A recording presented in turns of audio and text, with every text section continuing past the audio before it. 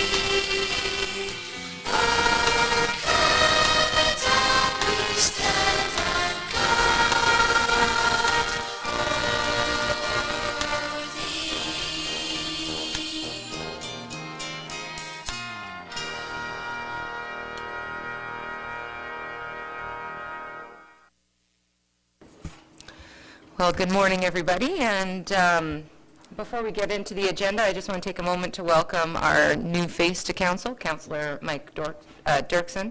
We look forward to hearing a bit about you during the council reports. Item 1.0, additions to the agenda. Does anybody have anything to add to the agenda? Seeing nothing. Item 2.0, may I get a motion to adopt the agenda? Graham makes a motion to adopt agenda. All in favor? Carried.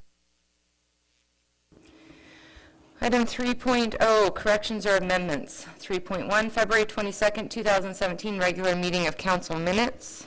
Any corrections or amendments? Item 3.2, March 9th, 2017, special meeting of council minutes. Any corrections or amendments? Okay, we'll go on to item 4.0, adoption of February 22nd, 2017, regular meeting of council minutes. March 9th, 2017, special meeting of council minutes as presented. Farrell makes the motion. All in favor? Okay, item 5.0, proclamations. Item 5.1 is Cancer Awareness Month. Whereas approximately 2 in 5 Canadians will develop cancer in their lifetime and about 1 in 4 Canadians will die of cancer. And whereas more than half of new cancer cases, 51%, will be lung, breast, colorectal, and prostate cancer. Lung cancer is the leading cause of cancer death, causing more cancer death among Canadians than the other 3 major cancer types combined. And whereas cancer can occur at any age, according to Statistics Canada, in 2011, cancer was the leading cause of disease-related death in children under the age of 15 years. And whereas at some point of our lives, each and every one of us will be touched by cancer, whether having fought the battle ourselves or alongside a friend, family member, or co-worker, and therefore know the devastating effects of cancer. And whereas April is Daffodil Month, on this occasion, the Canadian Cancer Society, CCS, launches a solidarity movement across the country to make a difference and help thousands of Canadians in their fight. CCS invites you to proudly wear the daffodil pin during the month of April and post a daffodil on your Facebook or Twitter profile picture. Now therefore, I, Brandy Fredrickson, Deputy Mayor of the Town of Drayton Valley, do hereby proclaim April 2017 as Cancer Awareness Month in the Town of Drayton Valley. Item 5.2, International Day for the Elimination of Racial Discrimination. Whereas the General Assembly of the United Nations has designated March 21st as the International Day of the Elimination of Racial Discrimination, and whereas the town of Drayton Valley is committed to the belief that equal opportunity and treatment should exist for all people, and whereas every resident of the town of Drayton Valley has the right to realize their potential regardless of race, national or ethnic origin, and to live at all times in conditions of dignity, respect, and peace. And whereas racial discrimination is a universal issue that divides communities and threatens the political, social, economic, and cultural foundations on which cities are built, and whereas the elimination of racism and racial discrimination can be accomplished through understanding and respect for the dignity of all people, and is the social and moral responsibility of each person. Therefore, I, Deputy Mayor Brandy Frederickson, do hereby proclaim March 21st, 2017 as the International Day for the Elimination of Racial Discrimination in the town of Drayton Valley. Item 6.0, delegation. 6.1, may we ask Staff Sergeant Malcolm Callahoo come to the podium to share RCMP stats for February 2017.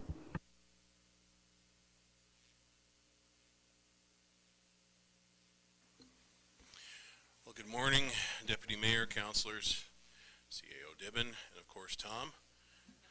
How are you doing? So, glad to be here this morning. Just wanted to go over the stats that are in front of you today. Just some of the overall statistical comparisons from January to February 2013 and 2017. On our assaults, we seem to be holding steady at 14, same from last year. We are down on our criminal harassment and uttering threats.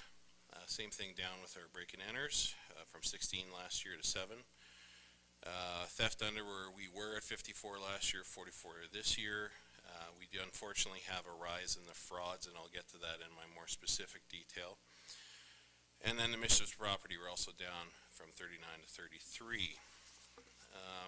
Some of the good things, again, we're seeing a decrease in our false alarms from 44 to 32 this year. Some of the things that I did want to mention that weren't on the report, we did have 39 patrol logs submitted this past month. Those patrol logs, again, are outside of our normal activities. They're specifically related to patrolling of the area and visibility. 33 violation tickets within the town. We did 3 impaireds this month in the town, and we also did 3 24-hour suspensions. Currently, we sit, as of this year, at 34 impaired charges from 21 last year. So we've made significant headway in that area, unfortunately. But the fact is we've also put a real focus on it. So with that, I'm going to get into our specifics.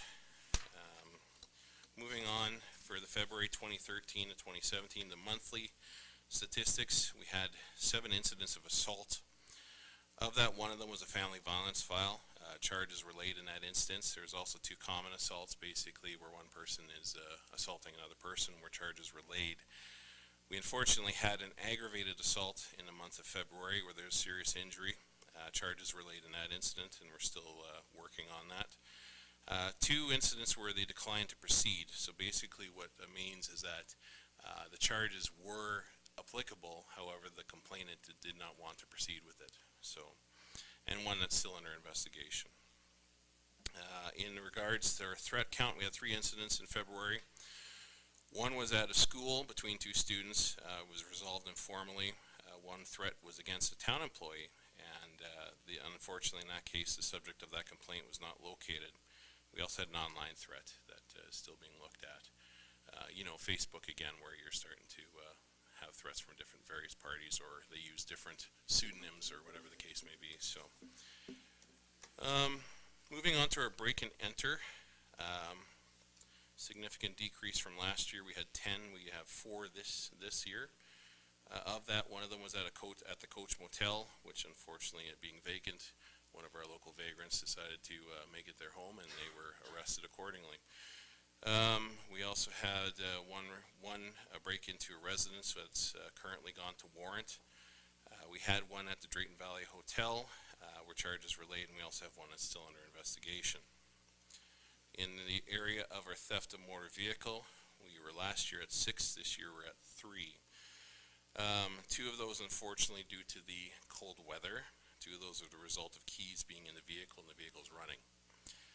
One was taken from a garage and located later in Rimbey. So our theft under, last year we were at 38, this year we're at 16. In an overview of those types of calls, we had everything from the theft of clothes, the theft of liquor, theft of debit cards from the pool, rummaging through vehicles where they're unlocked, theft of over $100 in cosmetics. We had a theft of work boots, and a couple incidences where it's theft of groceries. So, moving on to something that came up that seems to be up this year is the frauds. Being that it's tax season, we also have quite a few of our fraudsters who are calling in the month previous, and this month not so prevalent, but like in February, but in January there was that too. Mainly the big thing is that we see frauds from people trying to get taxes paid via what are they, iTunes cards or different things like that, where the CRA would never do that. So just be aware of who's calling, and if you can confirm it somehow, that's the best option. But in this case, we had 2 check frauds.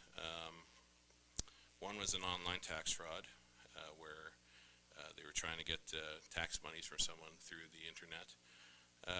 One, unfortunately, was kind of a Lonely Hearts fraud where it was a dating site thing, but the loss was substantial, over $100,000.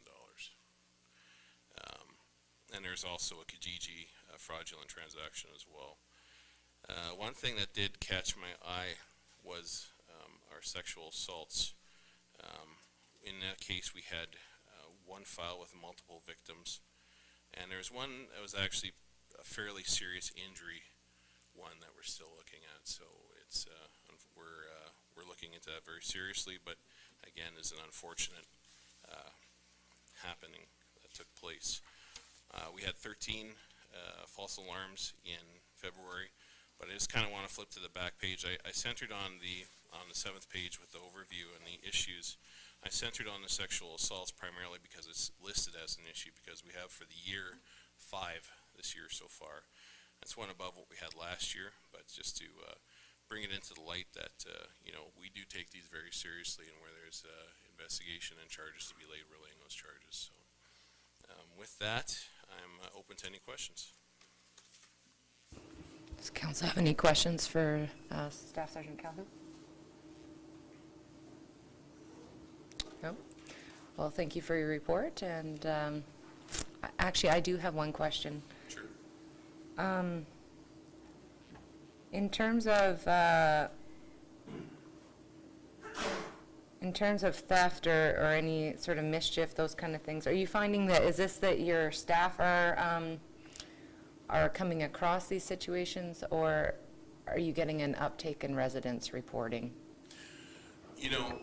When it comes to theft, traditionally we're getting the call after the fact when it happens.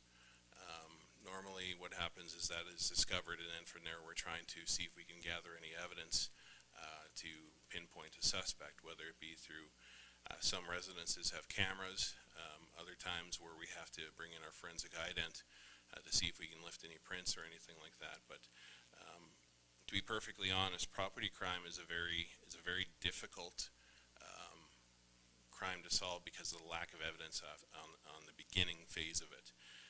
Just to give you some perspective, I'm just going to go back in my notes here real quick. Just to give you some perspective, we did have on our clearance rates, and I'm just going to kind of throw this out here just to give you some idea. 2015, crimes against a person, we had an 80% clearance rate. This last year we had a 6% increase, in our clearance is 86%. But when you get into the property crime, 17% clearance rate for 2015 and an 18% clearance rate for 2016. So you can see the numbers are much lower on the property side. You know, and again, all the other surrounding criminal case files, a clearance rate in 2015 of 51% to a clearance rate of 62.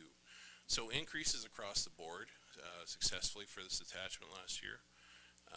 But I guess the thing is that, you know, just to kind of pinpoint on the clearance rates themselves, 20% is, or 20% or below is usually where we're hovering at. And it's just because of the issues that we run into right in the beginning phase of it, where we don't have a suspect, or we don't have serial numbers, or we don't have any way to link people to a scene, that type of stuff. So it is challenging in that respect.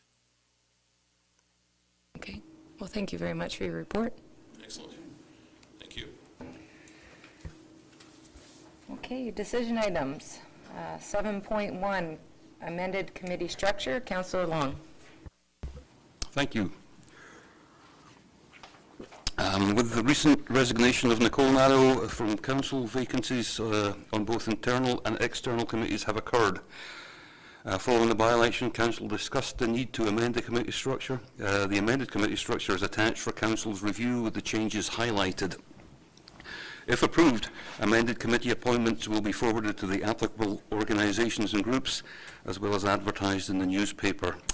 It should be noted that a resolution was passed way back on May 17th, 2000, at the regular meeting of council, authorising that the mayor may designate any member of council to attend any committee meeting and vote on behalf of the town. This resolution was passed to ensure that all committee meetings have a member of Drayton Valley Town Council present and capable of voting on behalf of the town. Rare instances do arise where both the appointed representative and the alternate are unable to attend. So 3 options here, but I was approached by administration prior to this meeting with notification of a error in the attached. So I draw your attention to the very bottom of page 13, the Drayton Valley Tourism and Hospitality Authority. It should say Councillor Frederickson and alternate Councillor Dirksen. My name is gone. So with that, I move that council approve the amended committee structure as presented. Okay, do we have any questions or comments from council? Seeing none, we have a question before us. All in favor? That was carried. Okay, item 7.2, signing authorities. Councillor Dirksen. Thank you. As a result of the recent by-election, resignation of a councillor, and changes within the organizational structure of administration, a resolution of council is required to set out the signing authorities for the municipal corporation of the town of Drayton Valley. I move that A, the signing authorities of the town of Drayton Valley be as follows, effective March 15th, 2017. The municipal corporation of the town of Drayton Valley resolves that one of the following: Glenn McLean, Mayor; Councillor Graham Long; Councillor Farrell Wheeler; Councillor Michael Dirksen; Councillor Deborah Bossert; Councillor Brandy Frederickson, along with any one of the following individuals within the following titles from administration: Chief Administration Officer, Director of Community Services, Director of Emergency Services, Director of Engineering and Development, Director of Corporate Services, Senior Financial Officer, or any person designated by the Chief Administrative Officer in writing, are hereby authorized for and in the name of the corporation to draw, endorse, accept, sign, and make all or any bills of exchange, checks, promissory notes, and order for the payment of money and the other instruments, whether negotiable or not, for deposit or collection for the credit of the corporation, only with the bankers of the corporation, and that the Chief Administration Officer or any person designated by the Chief Administrative Officer in writing may arrange, settle, and certify all the books and accounts between the corporation and its bankers, and sign receipts for vouchers. And B, with regard to the documents relating to administration, the Chief Administrative Officer or designate be authorized in writing to sign such instruments. Okay, any questions or comments from council? Seeing none, we have a question before us. All in favor? That is carried. Item 7.3, subdivision application DV 1602, Lot 41, Block 25, Plan 5421KS. Councillor Wheeler. Thank you. Administration has received the following report from West Central Planning Agency regarding an application for a residential subdivision for the lands located at 4809 49th Avenue. The backgrounder, West Central Planning Agency received an application to subdivide an existing residential lot into two separate lots. The intent of the subdivision is to allow for individual ownership of the two halves of the duplex currently under construction on the lot. The area in which the proposed subdivision is located is classified as an R2 general residential district, which allows for the construction of duplexes and single detached homes. West Central Planning Agency conducted a site visit on October 11, 2016. The duplex was under construction at the time of the visit. Pursuant to the development permit, which was issued by the town on February 16, 2016, access and parking to this property will be from the laneways in the rear of the lot and provide adequate off-street parking as per the land use bylaw. West Central Planning Agency received 4 letters of concern from adjacent landowners, which are attached for council's reference. No other comments or concerns have been received from other agencies or utilities or adjacent landowners. Reserves, given the size of the subject area, reserves are not owed as the land is less than 0.8 hectares in size. Pursuant to Section 663C of the MGA, any land that is 0.8 hectares or less in size is not subject to municipal reserves of any nature. The proposed subdivision complies with the land use bylaw. Therefore, West Central Planning Agency recommends approval of subdivision application DV 1602, subject to the 6 conditions as outlined below. Administration, having issued the development permit for the construction of a duplex in compliance with the land use bylaw, advises that such is permitted and falls within the requirements of the land use zone. Construction will proceed under these terms and conditions of the approved permits. The letters received from the adjacent landowners indicate an objection to the construction itself. Subdivision of the lot is a formality that does not have an impact on the physical environment. Accordingly, administration recommends council approve subdivision application DV 1602 with the 6 conditions as outlined below. Therefore, I move that council approve subdivision application DV 1602, subject to the 6 conditions as noted below. Okay, any questions or comments from council? Councillor Long? Thank you. Just for folks' information, I do live quite close to this property, but I've been advised that under the MGA I am not in conflict. So a question, and it doesn't relate directly to this motion, but the issue is brought up here about the extra pressure put on sewers by duplexes like this. Is that an issue? We don't have an engineer in the room, I realize, but or perhaps it's something we can look at going forwards, because these developments are likely to continue, and I think it's something we need to answer. Mr. Dibben?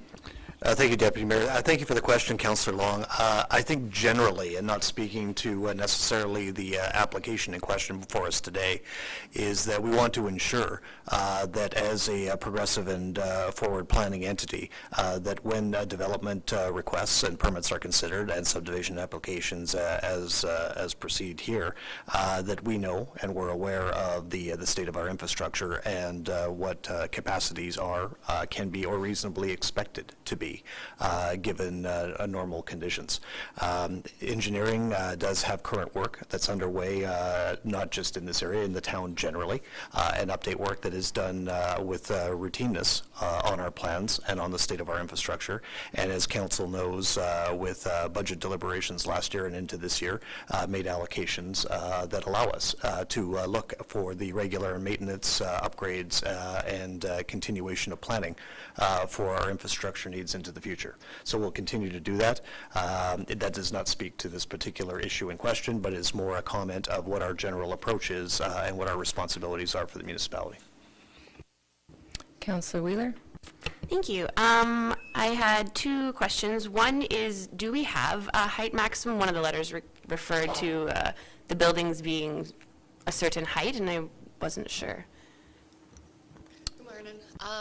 Currently, our bylaw does not restrict the height on buildings. The only height restrictions we do have are on accessory buildings, but for main buildings, there's no height restriction.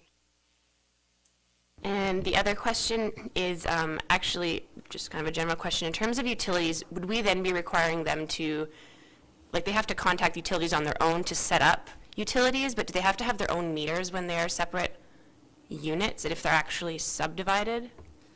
Typically, I believe that is the way that has been done.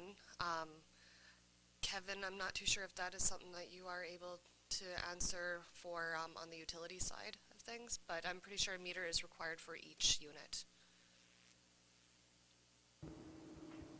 Would you like to speak to that, Kevin? If they're individually owned, I believe they're required for each unit. If it's a multi-unit complex owned by a common owner, they can all be on one's meter. Do we have any more questions or comments?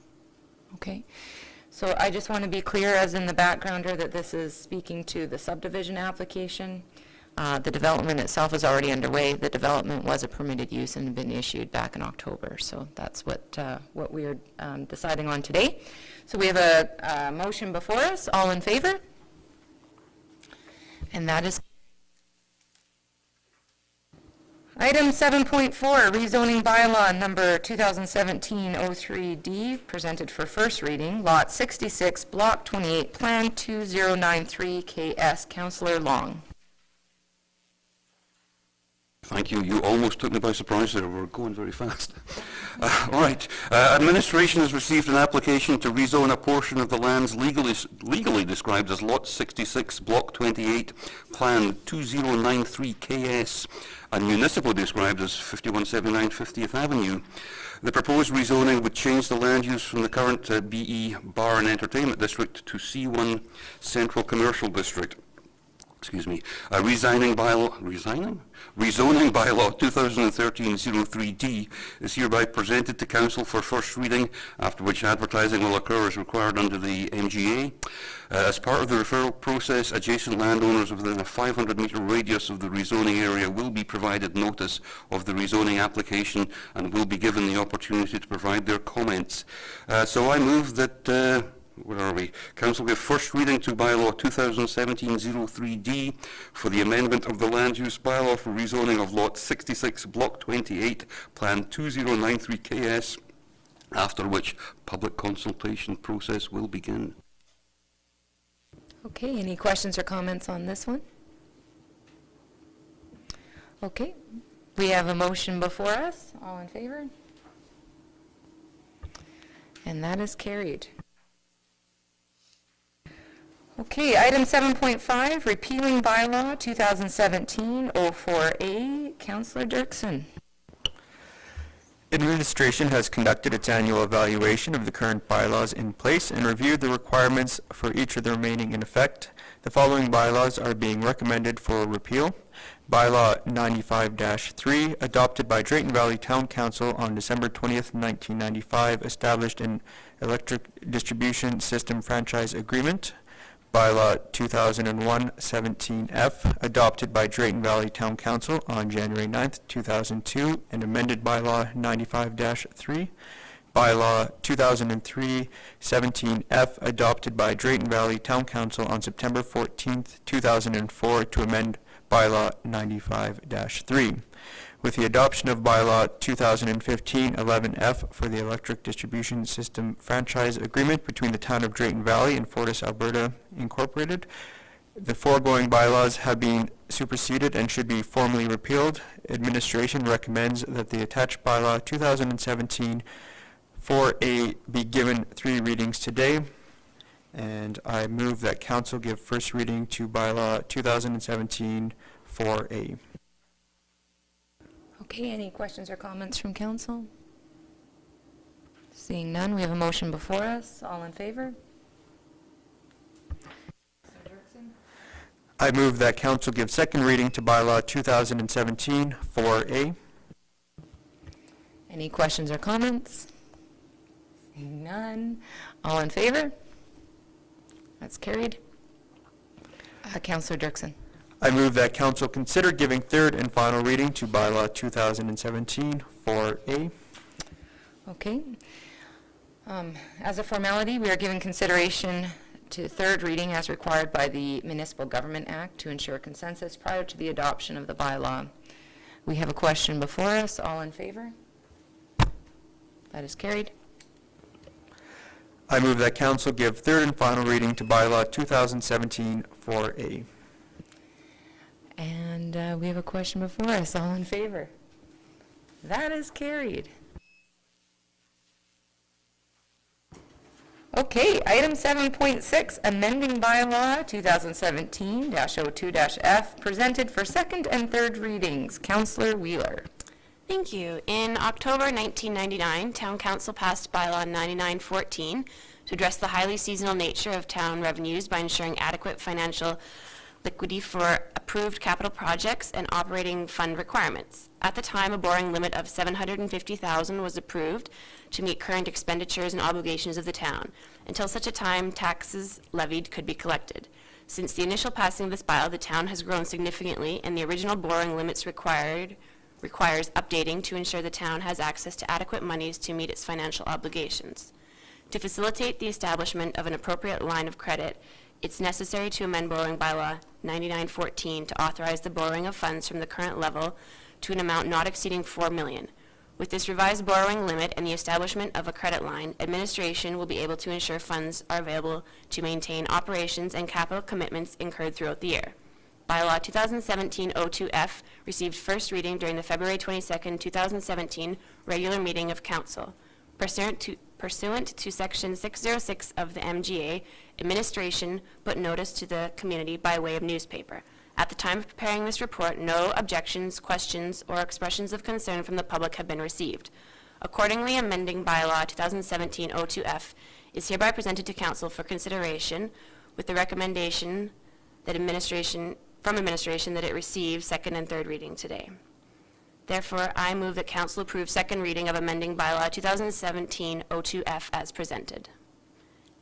And that Council approve third and final reading of amending Bylaw 2017-02F as presented. Okay, do we have any questions or comments from council? Councillor Dirksen? Oh, hold on, sorry, Councillor Dirksen, Shanda, one at a time? Okay, yeah. Okay, so how do we do that then? We just go with the... Rewind? Okay. I move the Council approve second reading of amending Bylaw 2017-02F as presented. Okay. Councillor Dirksen. While I'm in favor of having safety nets in place, namely being this $4 million, I just want to kind of voice my concern about, council remaining cognizant of ramifications that adding a line of credit of this significance can bring, and I just want to ensure that, we do take the steps necessary moving forward to ensure that we don't move into this line of credit unless it is for an emergency purpose. So I just wanted to have my opinion heard.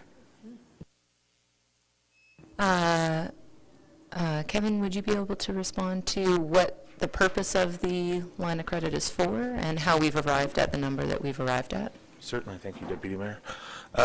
Yes, our intention is to only use this in sort of emergency purposes as a safety net. It is based on, given our reserve levels, we felt it was necessary to boost up the available credit limit just to ensure that operations can always be maintained during the seasonal nature of our revenues, but we do not expect to be drawing on it in the near future and are hoping to avoid it if at all able to.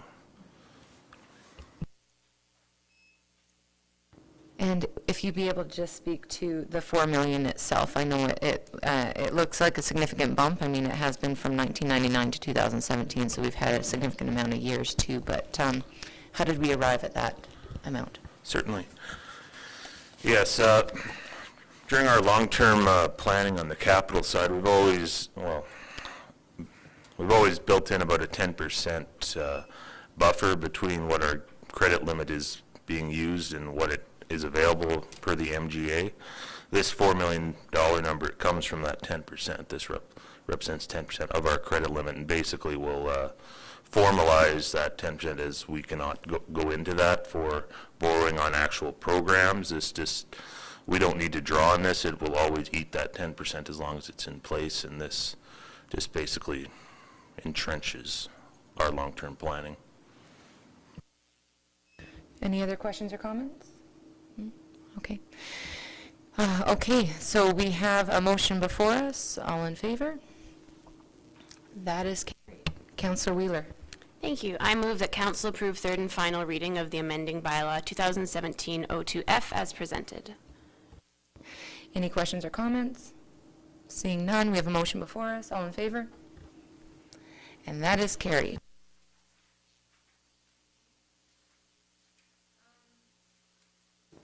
We are just going to carry right on through here to department reports. So item 8.0.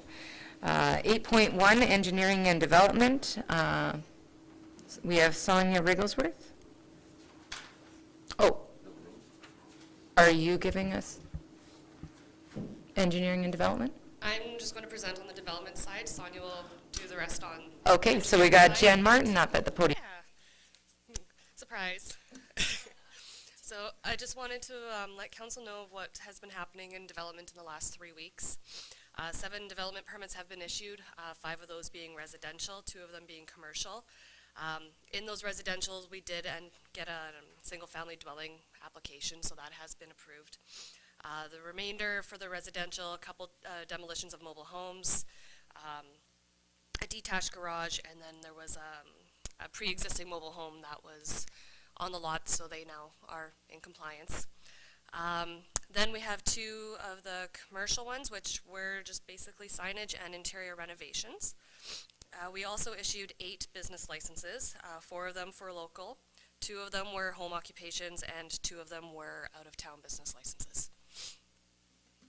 And that's pretty much it for development, unless anyone has any questions. Do we have any questions? Okay, that's excellent. Thank you. Thank you, Jen. Okay, Sonia. Morning, Deputy Mayor and Council. The water treatment plant has been reviewing state-of-the-art technology and with their training and operations with GE. And work is underway for the berm, which was compromised at the water treatment, or the wastewater treatment facility during the 2016 rainfall events. Public Works staff are currently busy with routine maintenance preparation for the spring and summer operations and updating standard operating procedures. Work on the Northwest Quadrant Trail system has begun, and the contractor is currently working on putting in the piles for both the county and town portions of the pedestrian bridges. And the ring road design and geotechnical investigations is currently underway. That is it. Okay, any questions or comments? I have a question. I'm not sure if it would be Sonia or if it would be Dwight here. I'm just wondering how our infrastructure has stood up to the freeze and thaw cycle that we've had the last couple weeks, and just because it's been a significant thaw and it's been a very fast thaw. I would not be aware if we can comment on that just yet, Deputy Mayor. Given the weather of the past couple days, we're just seeing I would say, the latest of the thaws. It has been quite a yo-yo of weather conditions over the past number of months.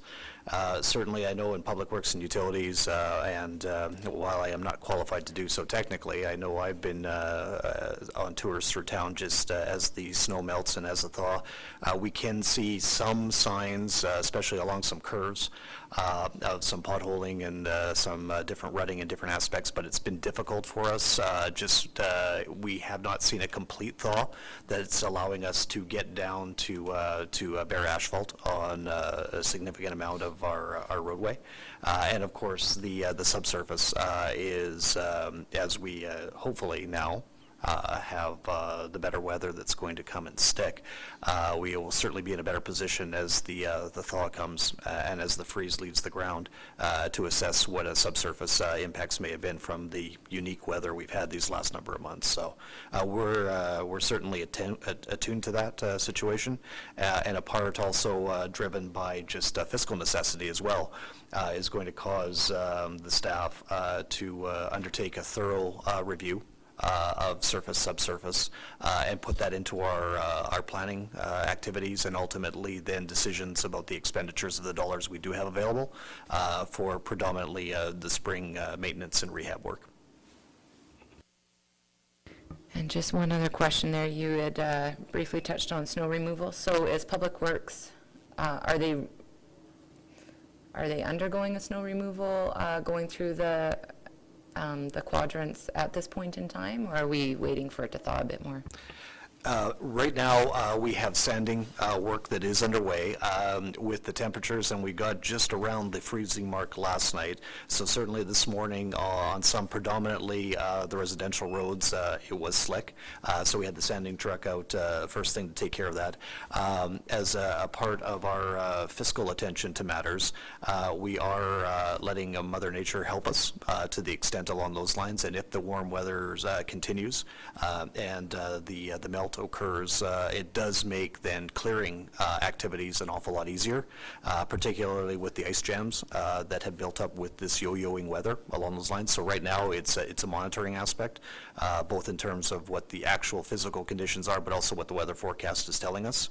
And if it makes sense, because we see a freeze coming along those lines, then Public Works will act accordingly in terms of clearing activity. But if it continues and we can be benefited by warm weather to help take those layers down, we're going to take advantage of that. Okay, thank you very much, Sonia. Okay, item 8.2, Community Services and FCSS, Ms. Annette Dreesen. Thank you, Deputy Mayor. Just with respect to the yo-yo effect of the weather conditions, it certainly has been playing havoc with our outdoor rink. So yeah, just in terms of the on again, off again type of approach that we've had to take with respect to the outdoor rink. So our volunteers have just been keeping us notified of, you know, what's happening with that facility. And of course, the recent nice weather, of course, is making it difficult to maintain any ice level on that surface. However, it was a good start to the first year for the outdoor rink. So we'll continue into the next season where it will give us a full operational year again. Just want to report just very quickly on some programming information. I don't think I have to mention that during an economic downturn, it's very important to make sure that our residents have opportunities to stay active and to stay engaged. And our programming staff have been doing a great job of making sure that our community has access to a number of different programs. The indoor playground is turning out really well. 216 kids as of March 5th involved in that program from the times that they are open. A lot of people commenting they'd love to see that as a year-round program. So we'll try to accommodate, but certainly, again, making sure that the economics are there. But we have the Daddy and Me play date, the teddy bear picnic, the canvas and cocktail programs, of which we have 3 of them. What's really popular this year are the youth breakout events. I don't know if anybody has been to a breakout room. Anybody know them? They're fascinating, right? They're absolutely fascinating, where, again, the challenge is you're put into a room with a group of people and you have a bunch of clues, and the objective is to get yourself out of the room based on the clues. So anyway, the larger centers will have these permanently set up private business, but we've just held them just with our programming staff. And not only are they full, but even the ones that we're setting up as extra ones, one extra one was actually full before we even advertised it. So they're really popular, and so we'll continue that. And again, it's not just only for the youth, but we also have them for the adults as well. So we'll continue to offer those breakout events. But again, for kids, it's everything from hair play, arts in action, where the kids get to express themselves in art form, woodworking, heart mosaic art forms, muck and mess for the kids, scrapping in the valley for adults, and textile art for adults as well, too. So a variety of different things, and they're all going very, very well. A lot of these programs, of course, are being offered either free or very low cost, simply because, again, I don't have to mention that in community services, we're like bloodhounds when it comes to grant programs. So whether it's a $500 grant or a $1,000 grant, we'll go after it, but anything to reduce the cost to the participants. We're also working on the renewal of recreation cost sharing agreements within the department, participating in Parkland County's review, not only of their master plan, but also in terms of their recreation cost sharing that they have with all municipalities, so certainly participating in that process. And we've also initiated the administrative review of our own cost sharing agreement with Brazeau County, so that will occur this year. We're preparing an RFP for the mechanical servicing contracting for our recreation facilities. Again, making sure that that is a competitive program, and making sure that we are being prudent with our contracts. Also preparing plans for the capital improvements that we've identified for 2017 for both the Park Valley Pool as well as the Omniplex. We're also continuing on with the net zero study with the new aquatic facility, and working on some ways to move that and I guess present that and get some traction on the program itself and in terms of what it can do for future aquatic facilities. Want to put out that April 27th is the Volunteer Appreciation Night, so posters information is going out, so please keep that in mind. It is to recognize all of the volunteers that the number of organizations that we work with within our community have, and asking them to make sure that they do recognize their volunteers by participating in the April 27th Volunteer Appreciation Night. Just again, in terms of recognizing Canada's 150th birthday, just a couple of things. Just at a recent Canadian Parks Association conference, some information about the health benefits of parks, and of course Canadian National Parks making sure it's a celebration of parks as well too. But just some statistics, the number of children that are getting physical activity, the amount of physical activity that they need in today's in order to make sure that they are physically fit and active. Only about 80% of the children are meeting minimum standards, and it's a far cry from what they're saying is that 95% of kids are not hitting the target market of physical activity per week. Even with adults, only close to 60% of adults are getting the required time of physical activity to achieve any health benefits. And a third of Albertans are sitting for 10 hours of sit time per day. So it's time that we got up and moved around. I think so. But not only physical benefits, but also some mental health benefits. And this is fascinating when it comes to parks. So they're saying up to 7% of depression cases and 9% of high blood pressure cases could be prevented if all urban residents were to visit a park at least once a week for an average of 30 minutes. So when we think about what the benefits of parks and just open space and green space can do for us, not only physically but mentally, it's a huge benefit. So things like Discovery Park, having that inclusion within our community is so important for the health of our community. So just want to commend council on that directive in terms of putting that forward. That's my report. Thank you. Do we have any questions or comments? I had a couple questions.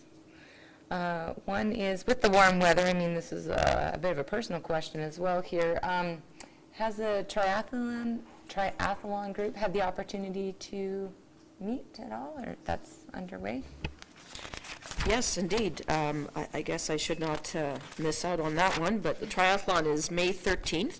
And the committee has certainly been meeting over the course of the last couple of months. As you know, beginning of the year is when we have to register with Zone 4, so they're well underway with the planning of the triathlon, yes. And this question might be for Mr. Dippin, I'm not sure. So with the discussion on the recreation cost-sharing agreement, would we be seeing many changes as looking through that agreement through the lens of the MGA collaboration? Okay, Annette? We've been addressing the administrative review. We're not anticipating significant changes to the recreation cost sharing agreement. Again, too, based on the administrative view, it still has to be presented to both councils. And at that time, whether it's joint discussions or whether it's individual discussions, it will be up to the councils to determine if they want to see anything further to the agreements. And one last thing, I just wanted to commend your department for being on trend. The breakout room You guys have always been on trend with some of the program that comes forward. There was the pickleball, the breakout room. There was one that was, what was it? Pokemon Go, I think you guys had, right on there. Okay, item 8.3, economic development, Mr. Eric Burton.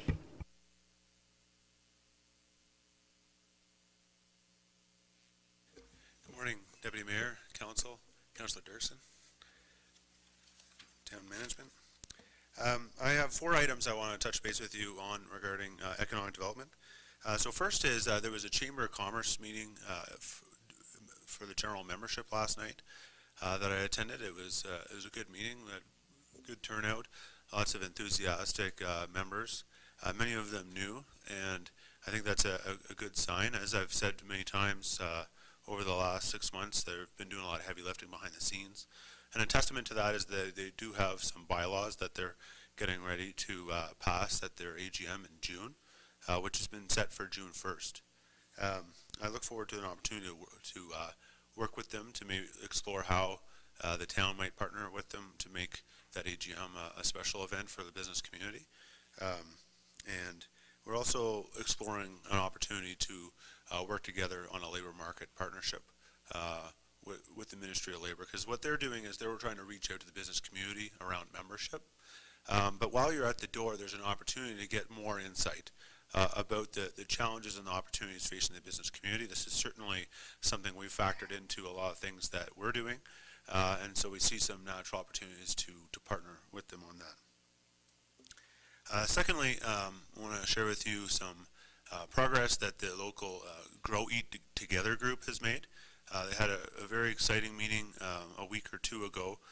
This group really focuses around food security in the community, trying to increase the amount of food grown, both by local volunteers at community gardens, people in their own business, homes, but also in the business community, with the focus on ensuring that all people have access to healthy food. One of the things that I've been working with them over the past 9 months on is putting a market engine in the programming. The challenge that they've faced is that they've gotten government grants to do great work, and then the great work has to come to an end when the government grant runs out. The community economic development model focuses on building a market engine into these things so that while government supports can help, they're not the driver of it. There's actually a market driver of it. And what the GET community or group decided is that their market driver is going to be a commercial greenhouse that they would like to develop, and the profits go towards funding food security initiatives in the community. So, of course, that's in an early stage, but they are working with a firm to do some preliminary opportunity assessment. So I certainly wish them all the luck, and I think that's what Powered by Entrepreneurship is really about. It's about helping organizations to look at the market as a place where they can play a valuable role while also achieving social ends. The third is a tourism strategy session we have coming up on March 28th. This comes out of the tourism roundtable that we had on December 3rd, where we had a really strong turnout and we had a lot of people. We built a lot of momentum over the day, and one of the takeaways was that I committed to organizing a follow-up event with the condition that everyone there helps market it to their own networks. And so we're trying to see the momentum grow and build the capacity of the tourism community to come together and to strategize. So we're repositioning this one as a strategy session because we're trying to do some heavy lifting as far as how to do businesses support one another, especially with an exciting tourism summer on the horizon. So the key topics of discussion for that are going to be the experience road mapping. So we had talked about the importance of the park, for example, in tourism. So how do businesses think through where they fit into the tourist journey, right? Are they on the way to the park? Are they, on day 2 of a camping session? Are they a hotel that draws them in when it rains. We need to help people think through how they fit in. And that leads to the second component, and that is activity packaging. So as you start to say, okay, here's how I fit into that journey experience, and then you start to see some of the other businesses that really complement, where you're going with your product offering. Which leads to a discussion about new services or products, that might help fill any gaps that there might be, and then into some collective marketing. If this is the case, if organizations and businesses identify some common goals, common markets, then the next logical step is to say, well, what about collective marketing? How can we work together to market ourselves? And finally, one of the things that was identified at the roundtable was the opportunity to do some industry training. So bring the community together for some shared learning. An example that was used was customer service. And so one of the things that we're going to discuss at this session is, where do we start? Right? What is the first thing that we want to get together and have some training around? And Travel Alberta has committed to providing that training, and they have a number of modules. So the question is, where do we start? And we have tentatively set April 25th as that training session. So the hope is that instead of it being, myself or another person deciding here's where we're going to focus, it's the group, it's the community itself saying, here's where we'll get the most benefit from, and then those people will hopefully attend and share it with their networks. So the fourth thing, and I saved the best for last, is that we did get official notice that we received a CARES grant, so that's Community and Regional Economic Supports, to support a hemp cluster project. The province is contributing $117,000 towards the project. As you may recall, there are 4 key elements to that project. There's a market assessment, so we get a really good understanding of what the hemp markets look like. The second is building a education and training business incubator, so we can put that market intelligence into the hands of our entrepreneurs. The third is reaching out to the existing business community to introduce them to the prospects of tying into the value or supply chain, similar to what I mentioned about a potential partnership with the Chamber. And finally, building a local investment fund or local investment program so that we can help local people in Drayton Valley to understand and assess the business opportunities and potentially become the investors that become the owners of emerging business opportunities. So that really wraps up the highlights from economic development. Thank you very much, Mr. Burton. Do we have any questions or comments? I have just one question. I'm very excited about the tourism workshop, and initially my question was what were the topics that the strategy session was going to be discussing, but you answered that, so that is excellent.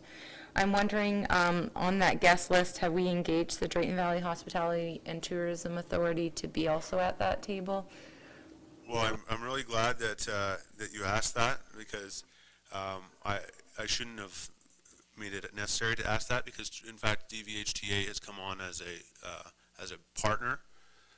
We reached out to some key stakeholders to invite them to be sponsors, and I'm pleased to say they have all come on board: the Chamber, the Community Futures, and the Eagle Point Blue Rapids. In the case of Drayton Valley Tourism and Hospitality Authority, they said, well, sponsorship is fine, but we actually want to partner, because what you're doing right now is really what we need to be a big part of, which is really, we've had our fingers crossed that that was going to be the case. They were going to see it as an opportunity to really step into that. So, so they've committed $1,000 towards this and to the training program after that. So they're seeing this as an opportunity for them to get some feet underneath them and hit the ground running as a leader in the tourism sector. So really appreciate the support we've gotten from our sponsors.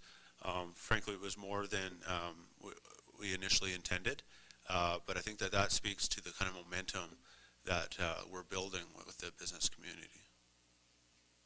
Excellent. Yeah, I think this is an excellent yin and yang to our current cyclical industry that we have, whereas typically summers end up being more maintenance, not necessarily high production, whereas if you're getting something that comes in that's more of a high value during the summer, I can see it as they balance each other. So I think that's great. So thank you very much for that report, and kudos on the grant. That's exciting.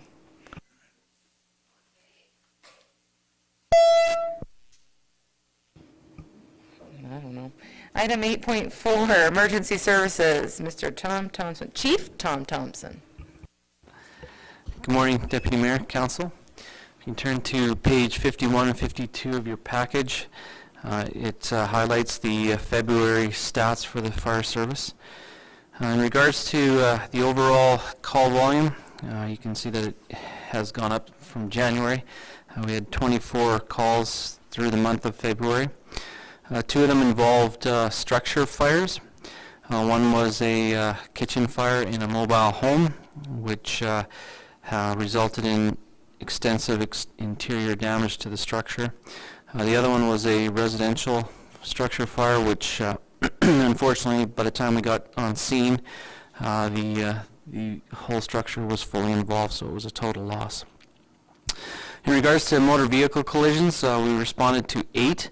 5 of which were single vehicle rollover collisions. 2 involved 2 vehicle collisions. One of the 2 motor vehicle collisions involved the transportation of patients to the hospital with unknown injuries. We also had a collision involving 2 snowmobiles which collided. One of the individuals was seriously injured in the collision. So that brought our total to 8 calls. In regards to alarm calls, we responded to 8. 3 were residential, 3 were business, and 2 were school alarms. Over the last little while, we've seen a significant increase in the number of school alarms, and a lot of it is kids pulling pole stations. So we're going to look at, in the spring, at doing a PR campaign to curb that behavior because it's starting to become very popular. In regards to assisting other agencies, we had 4 this month, all of which involved EMS assist. 3 involved elderly patients, which we helped EMS with. The other one was a cardiac arrest that we assisted in. And to wrap it up, we had 2 miscellaneous calls. One was a natural gas leak at a residence, which we were able to secure the residence and have the gas company fix the issue. And the other one was a ruptured water pipe at a local residence that we assisted in, which brought us to a total of 24 calls for the month. Any questions from council?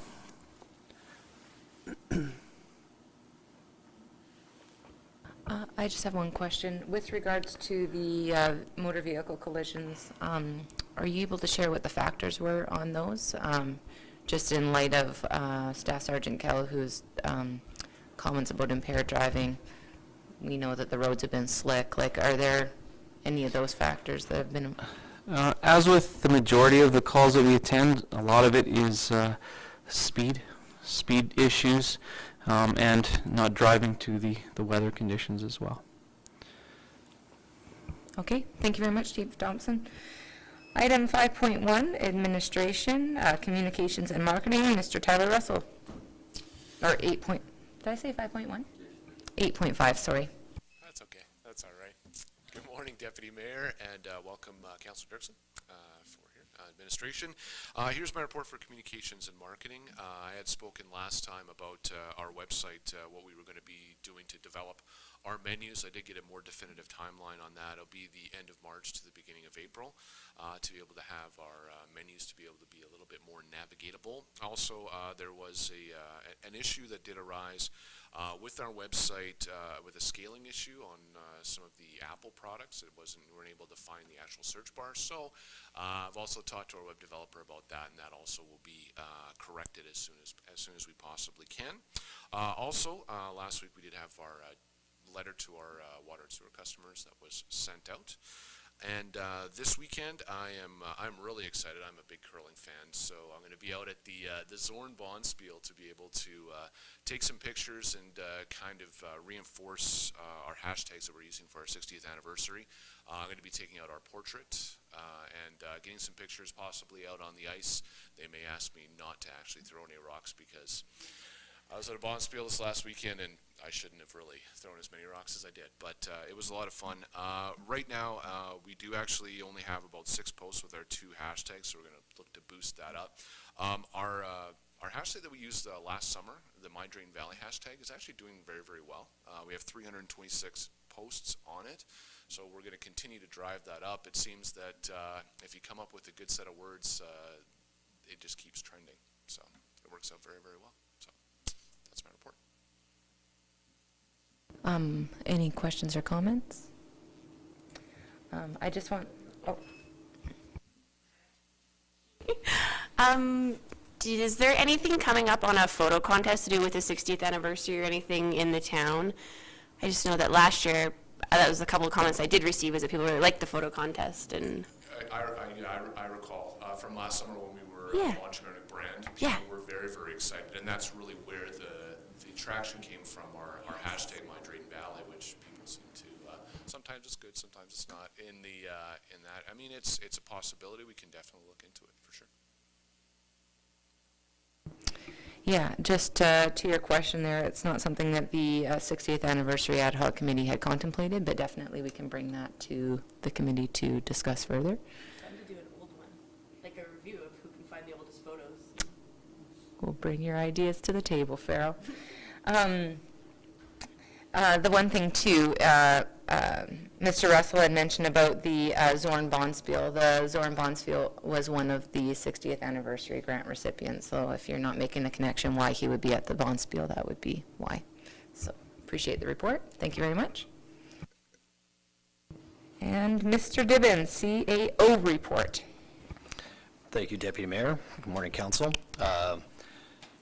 It's not just the 60th anniversary. Like Mr. Russell, there's a bunch of avid curling fans that you have in administration, and with the Scotties recently over, with the Brier just concluded, and now moving into the World Championships, my goodness, it's Canada should bloody well run the table. So I digress, but if you're not sensing a curling fanaticism on my part, I'll try and be more obvious next time. Thank you for the opportunity. It's been a busy number of weeks since the last council meeting. It seems like a while ago now, but I'm going to go back to the first item, and that was, of course, the municipal by-election and votes on a question on February 27th. And allow me, as has already been stated by a few other members of administration, to welcome Councillor Dirksen. Administration certainly looks forward to working with you. And I would also say I greatly appreciate the time that you've already provided since you're swearing in on Monday to spend time with members of administration to engage and allow us to give some background on where we've been, and also for you to share some of your thoughts about where we could be heading to. So thank you very much, and we look forward to that continuing dialogue going forward.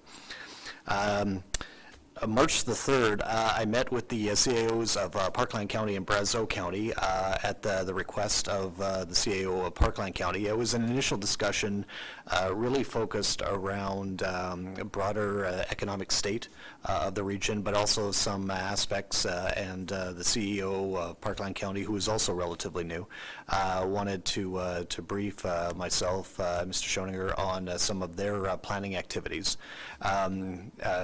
We very much appreciated that opportunity and discussion from a sort of a tri-area region, primarily that Parkland County is involved in, with the town of Stony Plain, the city of Spruce Grove, on some of their activities and elements.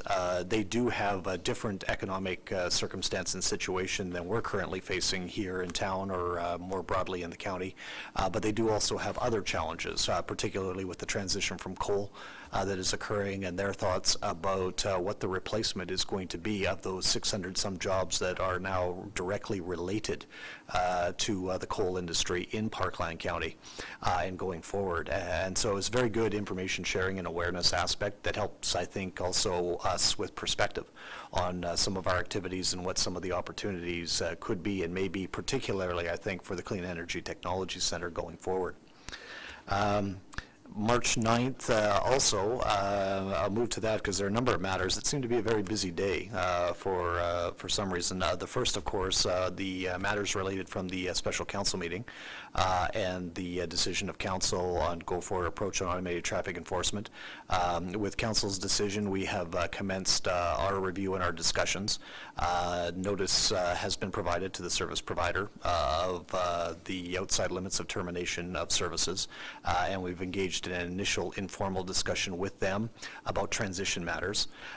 Most concerning to administration is that with the process around ticketing and the collection of fines, these are not things that happen immediately.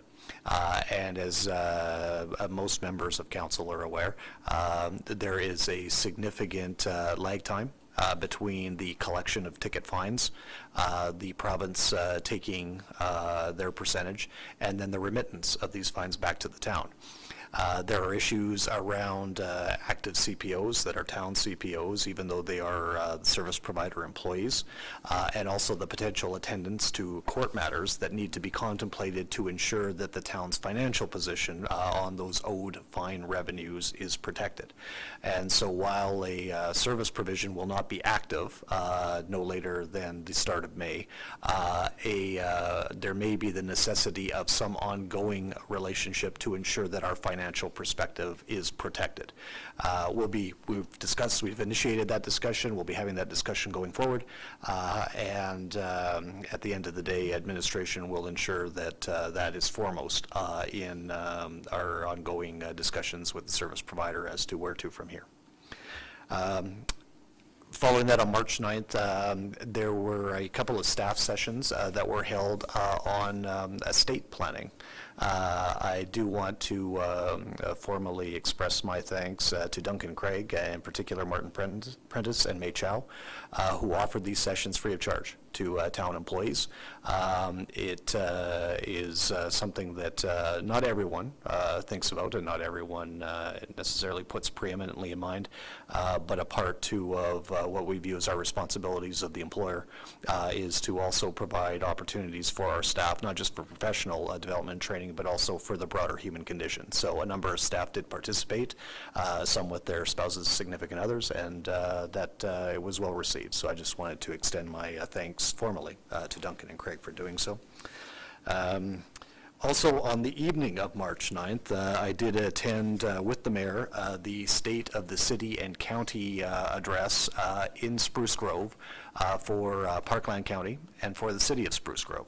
And so in the mayor's absence today, I wanted to reference that and make sure the mayor was invited by his colleague from Spruce Grove to attend when he was at the mayor's caucuses last week. And I was the fortunate plus one. But it was a good opportunity to meet with not just elected officials, administration officials, but some broader economic development and community members from the broader region. And a nice follow-up to the session that I had with Mike Heck and Marco Schoninger on the 3rd. March 13th, Monday evening, was the public information session that Corvus Business Advisors moderated for community customers on our go-forward approach on water and sewer rate setting. By my count, there was about 40, 45 customers in the room, not all that were residential. There were a few that were of a development or a business interest as well, which was good to see. And coming out of that session, materials that were presented by Corvus Business Advisors will be posted online and made available for others who were unable to attend to review so that they understand what Corvus put forward. Corvus's report is available online, had been prior to the session. And also there were a number of questions that were raised by folks attending at that session that we're working up into an FAQ sheet along those lines, and we will look to update those as well as other questions, concerns, points may be brought up. As was indicated at that session, the chief administrative contact for these matters will be infrastructure manager Sonia Rigglesworth. Not all questions may be handled directly or most appropriately by Sonia, but she has kindly voluntold to be that conduit point, and filter those to the appropriate places and for response and potential posting of those aspects as well, if there's a broader interest that can be served. And then finally, Deputy Mayor, just make the comment that an awful lot of staff time has been spent in preparation for the upcoming council retreat that will be occurring this weekend from the 17th to 19th. So with that, I'll conclude my remarks. Any questions or comments for Mr. Dubin? Okay. It is 10:15, so we have two options. We can forge ahead and finish up here, or we can take a 5-minute or 10-minute recess. Anything to finish? Yeah? Are we okay? Yeah? Okay, we will continue then. Okay, 9.0, council reports. 9.1, Councillor Wheeler. Thank you. The beginning of the month has zoomed by and been relatively quiet. I did want to say congratulations to all our staff who got service awards at the beginning of the month. We kind of do them annually as a group, but there's people at different times, and our staff are very important to us, and so we want to say congratulations to everyone who has made their service. Also, we had an aquatic meeting, which Annette basically talked about, but that we're really focusing on an advocacy kind of strategy and who we can be talking to and sharing that information as we're waiting for the study to finish up. Hopefully by this spring, we'll be ready to forge through with the province and the federal government already kind of potentially hearing about the project and where they're going to be at. So we're trying to align everything so it all finishes at the same time. And so far, so good. Wow. Okay, 9.2, Councillor Long. Thank you. Busy couple of weeks for me. I'll just pick a couple of highlights. On the 27th, I attended the Eagle Point Blue Rapids Parks Council on behalf of Councillor Frederickson. Interesting in that I hadn't been there for a couple of years, so interesting to see how that group's developed and grown and got a little more focused, I think, than it was a while back. So very positive. I also brought up there the upcoming tourism event, which Eric's already mentioned, and there was a good degree of interest there, so good to see the buy-in. The following day, I attended the energy efficiency. Was it a conference? Was it a workshop? I forget the exact naming of it, at the Clean Energy Centre. Main point of interest there was the potential opportunities that lie in that area, and I was assured by one of the gentlemen there that actually for job creation it's better than the alternative fuels and the green energy that we've tended to look at. So certainly something to be aware of. The service awards I also attended, and congratulations to everybody who received one, especially Sandy from the library, who I was going to present and she wasn't there. But I've already spoken to her. But she waited 21 years to get her 20-year award, incidentally.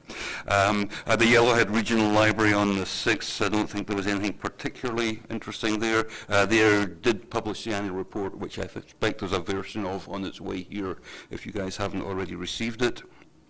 Special meeting of council on the 9th, followed by a meeting of the Legacy Project Committee. The main thing we're looking at there, obviously there's an interesting, we mentioned old photographs and things like that, which is part of the focus of that, but the focus at the moment is money, the same as the focus of everything else these days, it feels. There's a need to raise some additional funding, so we have contacted the county, but we will be getting in touch with some of the corporate, particularly I think the head office is in Calgary, and some of the businesses that have made money out of our community over the last 60 years plus, and see if there's any interest in getting a contribution there. So that's what we're working on at the moment. The public information session on water, I also was pleased to see a decent turnout there. And I think I thought the presenter did an outstanding job of answering a great number of questions. The message for most members of the public is that you're getting 80 cents a month back, so enjoy. And Clean Energy Technology Centre meeting yesterday, and then followed by the Library Board in the evening. The Library Board is currently renegotiating or negotiating a new agreement with Brazeau County, and will also be looking at negotiating a new agreement with the town of Drayton Valley, in that the old agreement is very old, so almost antique. So yeah, that was a surprise. So that's something that we're going to be seeing at probably at Governance and Priorities shortly-ish, and then at Council shortly after that. That concludes my report. Thank you very much. 9.3, Councillor Dirksen. Well, I'd like to thank everyone that for offering such a warm welcome. It's a very exciting time for me, a busy time for me. It's been, my swearing in was on Monday, but I felt like I've learned quite a bit so far in my time here. So those of you that don't know me, I am kind of local. I was gone for about the last 12 years, but I live in Drayton Valley again. I grew up in Drayton Valley, and I'm excited to be back in town and part of the process to make it an even better town in the future. So I kind of jumped in with both feet, and I just want to give a tip of the hat to you guys on that, the water and sewer rates. I got up to speed fairly quickly on that, and I guess I have the unique ability to look at it as a resident and now a town councillor as well as a business owner. So it benefits me on one way, but it doesn't benefit me in another way. From that standpoint, I think the decision was necessary to be made, and I'm assuming that every business owner will understand the ramifications of the decision and what it means. We can't subsidize them forever, and I know it's part of, like you said, the dollars and cents of it all. We need to start making our fair share and start operating it a little bit more efficiently. But no, again, I look forward to working with council, the mayor, the administration, and all the staff, and at least for the next 7 months. We'll see how much longer after that. Thank you. Thank you. Okay, 9.4, Deputy Mayor Frederickson. Yeah, March has been a busy month, hasn't it? So in no particular order here, I also attended the Corvus Water and Sewer presentation. Corvus did an excellent job of their presentation. They had made it very easy to understand. They answered questions, and I was glad that there was some questions there. I found it was interesting to see that there was some, even developers from the county area that are utilizing the sewer aspect of the town. So, yeah, that was a very good presentation. Thank you to administration for setting that up. I had a Brazos Seniors Foundation meeting. I'm trying to think there. Everything, it's kind of just business as usual at the Seniors Foundation. We had aquatic meeting, which Councillor Wheeler had spoken to, and so that's looking promising. I'm excited to see the finalized report here on the net zero and to share it with our colleagues both here and in the county. I attended the first part of the Spring Mayor's Caucus with Mayor McLean. That was an experience. The topics that were discussed while I was there, definitely the U.S.-Canada relations was one of the hot topics, and how it relates to Alberta in terms of the necessity of getting our oil products to east or west ports in Canada, and just basically following some of the policies that President Trump are looking to bring forward and how they're going to affect our industry specifically. So that was good, and we also got to hear from ministers in the province just about one of the things that was touched on was the Building Canada Fund and how that relates to municipalities. There was a few other topics as well. That afternoon, I attended the Alberta Forestry Products Association meeting on behalf of Mayor McLean. So as part of that, we went to the ledge and recognized the municipality's support for the forestry industry in our community, and then got to hear from the Alberta Forestry Products, they gave some discussion points on mountain pine beetle. We got to hear how Hinton has coped with mountain pine beetle as a community and also being next door to a national park and some of the regulations that that they have worked through. Softwood lumber, the U.S. relations with softwood lumber was also a topic of discussion that was of interest, and basically the wood industry is very similar to oil and gas in the sense that they are also looking for different markets, different Asian markets to be able to sell product to. One of the other things, we had a presentation from, and I'm not sure his status in Fort McMurray, but basically he talked about the Fire Smart community and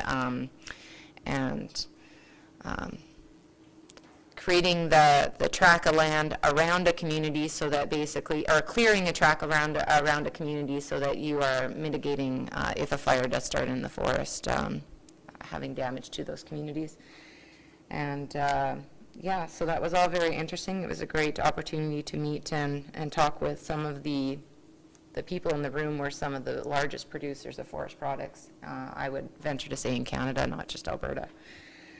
I also attended a Waste Management Committee meeting, and business as usual there. We talked a little bit about our new contract with CAMPAC and their willingness to work with our community on the education standpoint, their attendance at the Family Day do that we had, and also moving forward with them of how we are to educate our public just on what is recyclable, what's not. Also, CANPAC has secured a location in Drayton Valley. That was part of the proposal that they had brought forward, so it was excellent to see that they have actually followed through on that. And we had a 60th anniversary ad hoc committee meeting. So in that, we are continually discussing some of the upcoming events. One of the topics of discussion is, will be coming up, will be the Mayor's Gala. We'll take Councillor Wheeler's comments into consideration as well. We're also talking about how we want to roll out the 4 other medallions with regards to our chain of office and having that community component to that. So those are just some of the broad strokes that we're looking at the 60th anniversary ad hoc. And that is my report. Item 10.0, information items. Can I get a motion to, oh, pardon, do I have to go through all of them individually? Thank you. Thank you.